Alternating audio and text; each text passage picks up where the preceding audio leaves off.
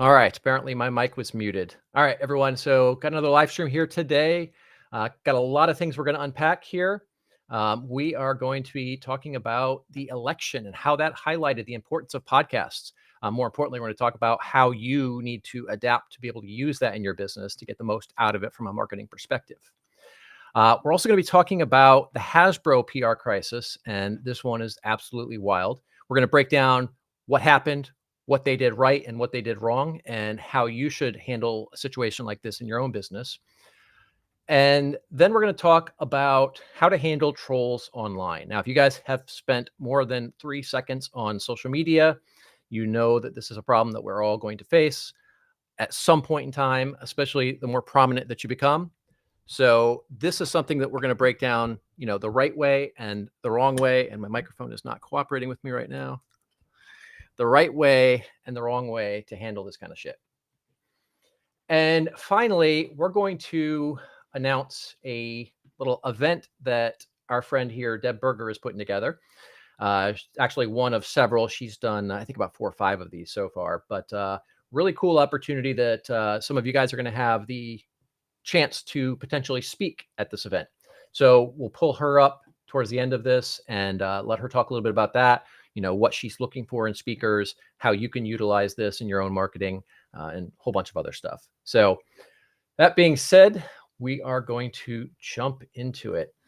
All right. So just a little bit of housekeeping here. I will say that we are trying some new things on the back end. And we've also added a couple more platforms that we're streaming to. So there may be some hiccups along the way, so bear with us. All right. So first up, we're going to talk about how podcasts saw the biggest wins in the 2024 election. Now, this was really interesting because of the 2 campaigns, we had 2 very different approaches to things. With the Harris campaign, the mindset was basically, why would the vice president go on some podcast? It's kind of this entitlement mindset. It's, oh, well, we're better than that. We don't have to go and talk to the people. We're going to go on these giant media outlets, these traditional outlets. We're going to lean heavy on, celebrities rather than ordinary people, right? And you saw how that played out. It didn't go well for the Harris campaign. It worked out great for the Trump campaign. Part of the problem here is that traditional media is not really trusted in the same way. And this is especially true when it comes to politics, some things related to health, social issues, things like that. Less impact when it comes to business specific stuff. But from a recent Gallup poll, when it comes to people having trust or confidence in the media, it was only 31% that said they had a great deal or a fair amount of confidence in the media. Now, like I said, this is a much bigger issue for political topics. A lot of reasons behind that. Part of it is we've seen how a lot of the media did spread a lot of misinformation, not just, during the election, during COVID, during, various significant events, but historically throughout time. Case in point, little fact that a lot of people don't know anything about is something called Operation Mockingbird, which is actually a CIA program to use the media to create propaganda. So there's a lot of reasons why people aren't trusting the media in the same way that they have in the past. And the Trump campaign leveraged that by going directly to the people, by leveraging these podcasts to get out there, get his message out there, and really engage with the American citizens, right?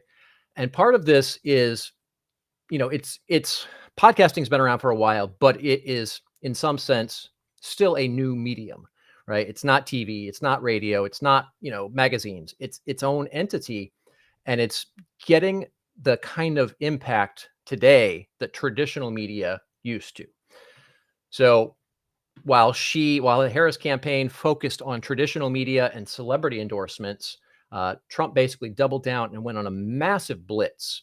And so that created a ton of exposure. It created a ton of kind of grassroots movement, people really getting into the cause and getting behind it because he was communicating directly to them. And this is a huge part of public relations, right?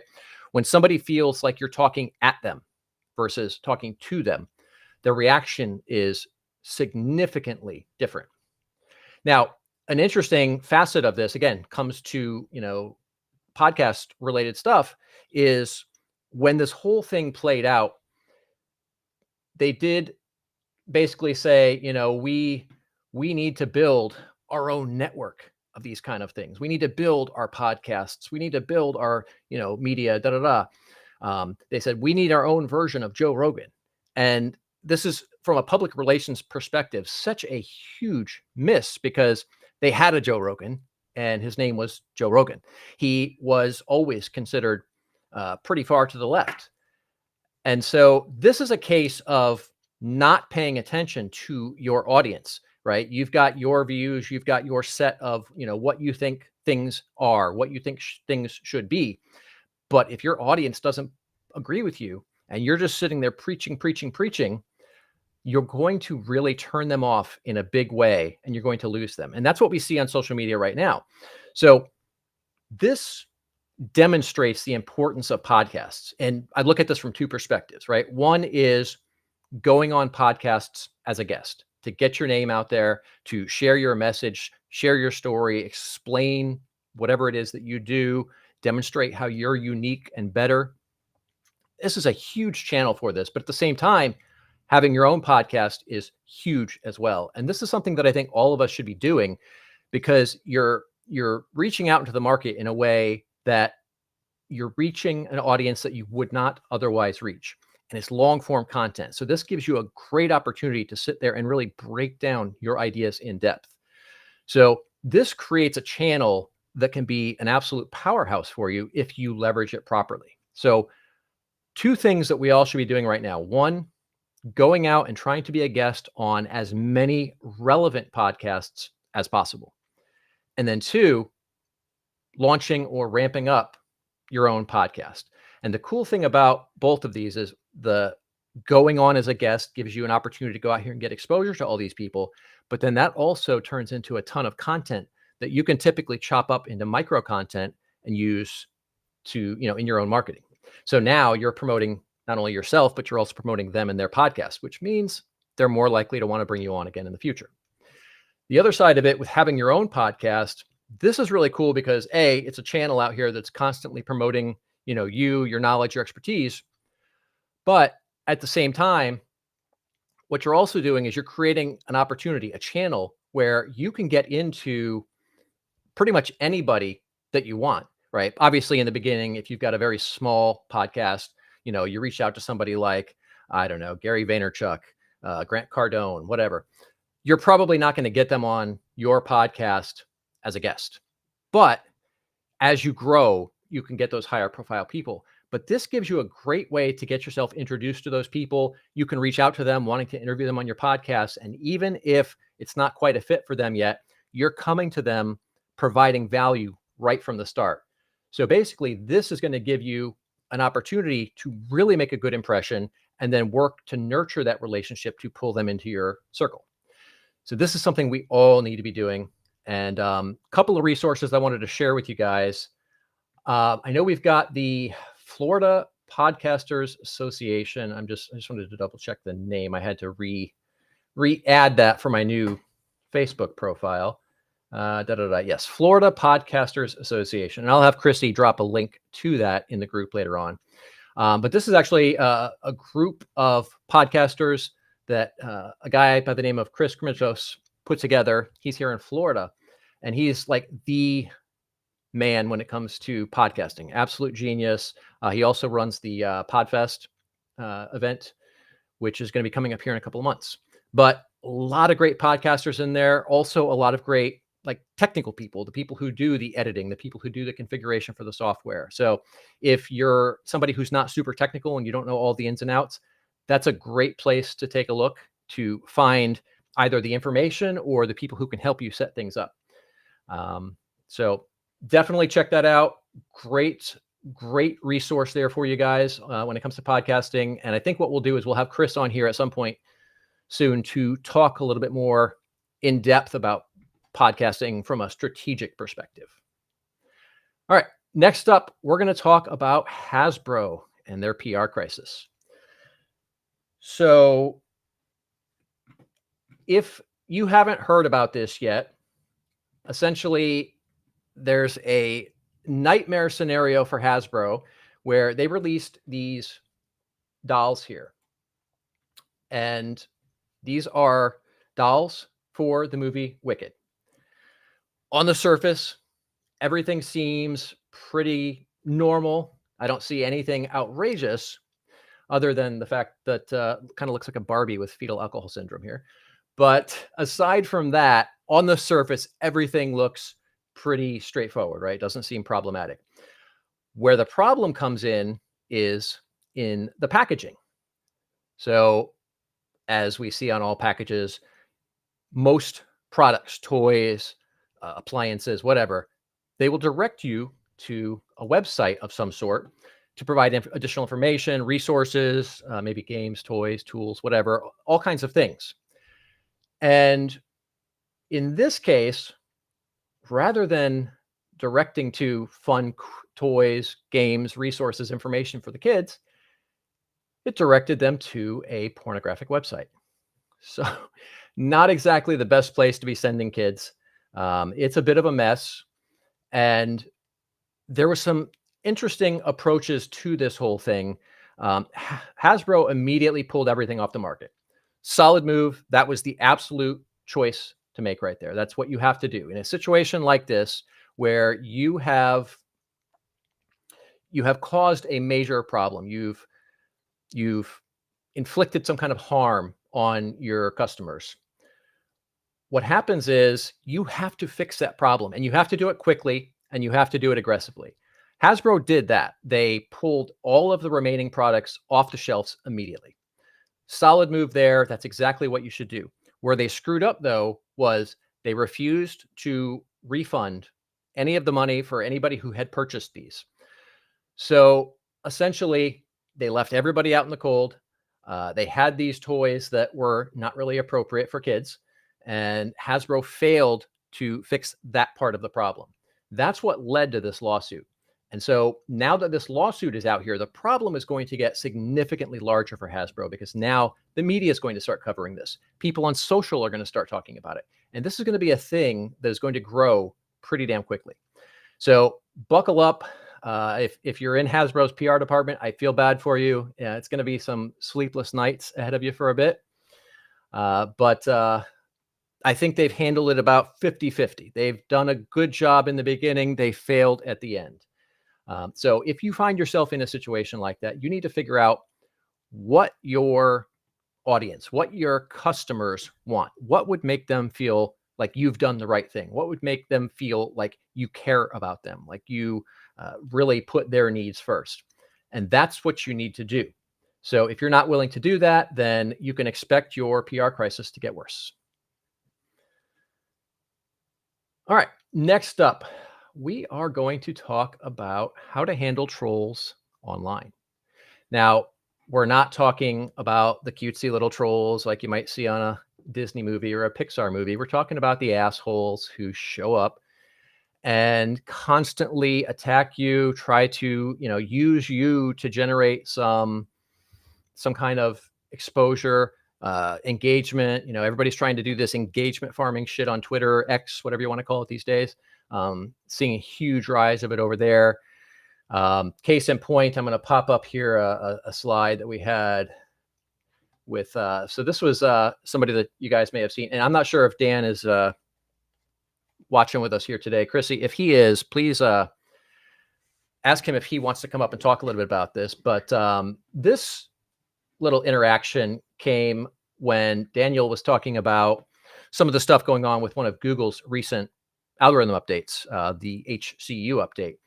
And this guy, Jesse here, is one of the people who was using this as a way to promote his SEO services, to promote his company, and basically trolling all kinds of people and using this as a way to get them engaging with him, which then creates those metrics that the algorithm is looking for to then cause it to show that account to more people, right? So this is a tactic that people use, right? This particular guy, Jesse, has been trolling Daniel for weeks, saying some of the most unhinged, horrendous shit that you could ever imagine, making himself look bad in the process. But a lot of times people find they don't really know how to handle this in the situation, right? They don't know how to address the trolls. So what I will tell you first, and shit, I don't have the screenshot. The first one I am going to share with you is specifically how not to do this. So you guys may have heard of somebody by the name of Ashley Grayson. If you haven't, she was a social media influencer who left a negative review. Or, I'm sorry, not she didn't leave it. She got a negative review. And in response to that, she basically hired a hitman to kill not only that person who left a negative review, also a competitor and an ex-boyfriend. So a bit unhinged.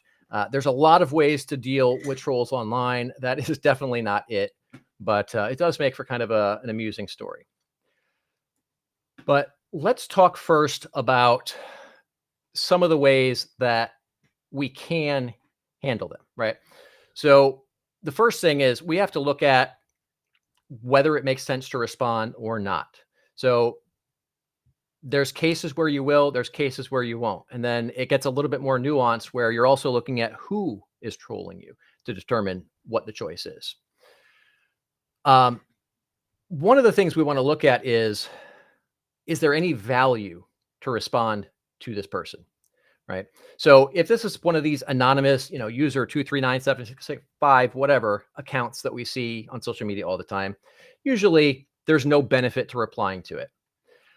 Now, if somebody's making a blatantly false statement, right? Let's say you're a lawyer and you do, business contract law, and somebody comes and posts a comment on social media saying that you handled their divorce poorly, right?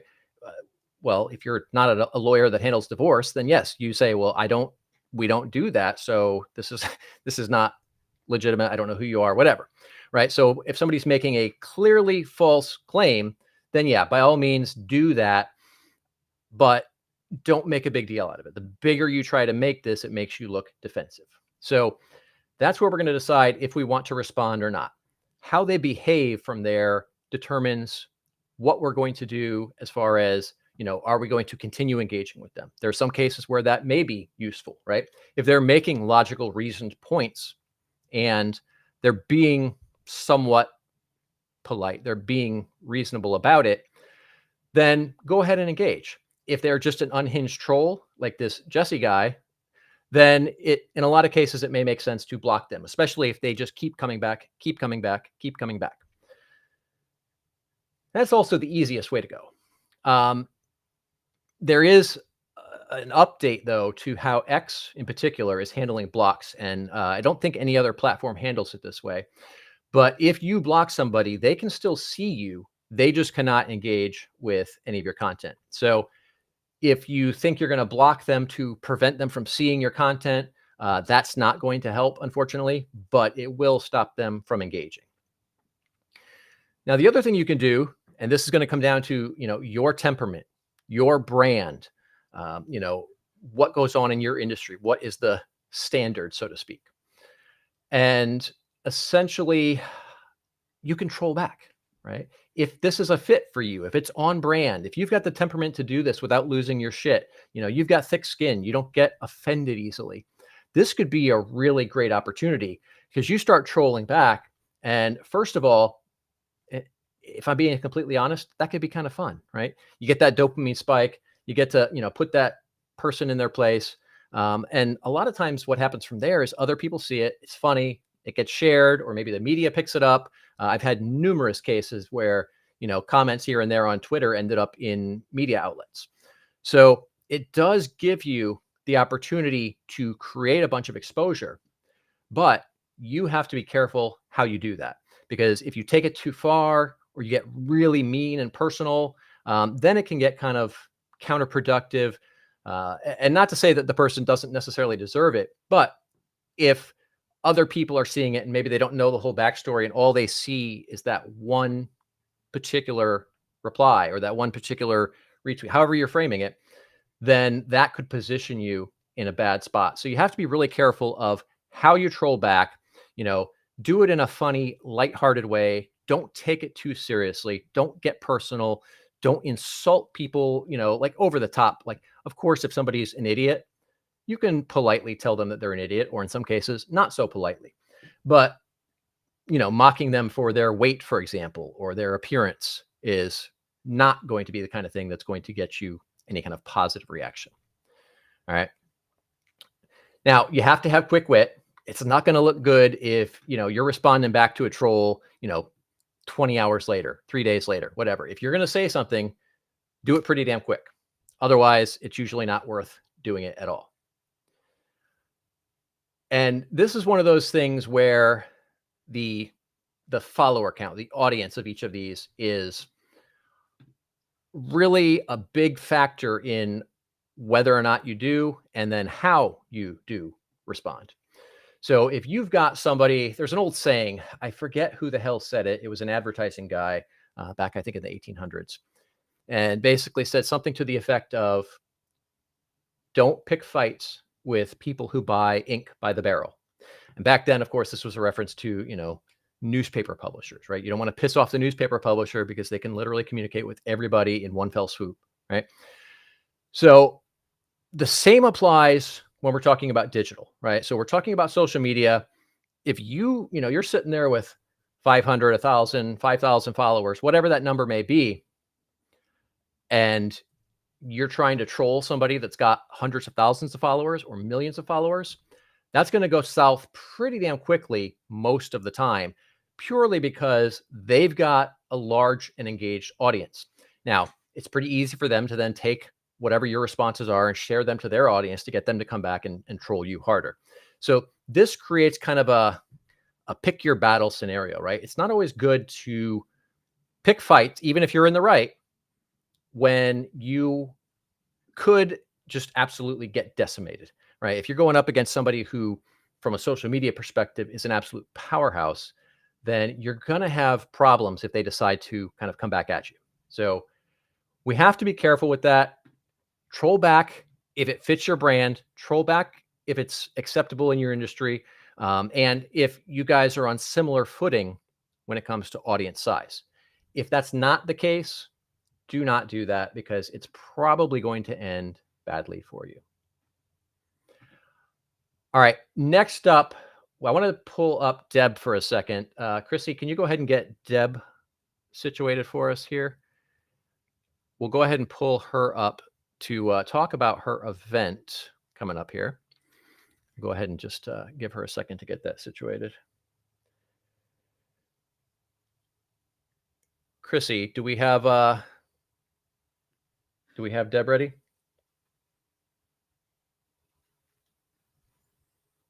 All right. All right. We are going to have to pull Deb up on another session then. She's not quite ready for us at the moment. All right. That being said, we will go ahead and roll into Q&A. All right. If anybody has any Q&A, let's go ahead and rock with that. Chrissy, just keep me in the loop on who we are pulling up. Anybody? All right, I know we got a delay, so I'll give this a minute here before we move on. All right. All right, so it looks like we've got no questions here today. So we will go ahead and call this a wrap for today. We'll go ahead and close out with my PR PSA, otherwise known as Jeremy's PR PSA. So the phrase "all publicity is good publicity" is bullshit. And the people who say that are usually the people who are assholes and they're doing stupid things that gets them bad publicity. And this kind of sparked back into my brain lately because of what's been going on with two companies in particular, but WordPress and Google are both absolutely decimated when it comes to public perception right now because of what's going on. And in the case of WordPress specifically, there's been some interesting developments to that PR crisis where Matt Mullenweg was over the top in how he was behaving, how he was attacking WP Engine, and then some of the fallout from that. You know, I think that he thought that he would create enough exposure by being an asshole that everybody would just side with him. And he's learning that that is not how it's playing out. Um, BlackRock was one of their major investors and has already downgraded them prior to this happening by over 10%. But now I'm hearing reports that they're downgrading them by like 60%.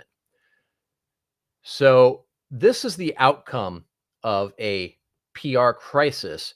You know, people like to believe that any publicity is good because you're getting the exposure, you're getting the name out there. But when it goes too far in the wrong direction, what happens is it changes public perception, and then that leads to lost revenue. It leads to lost opportunities, lost partnerships.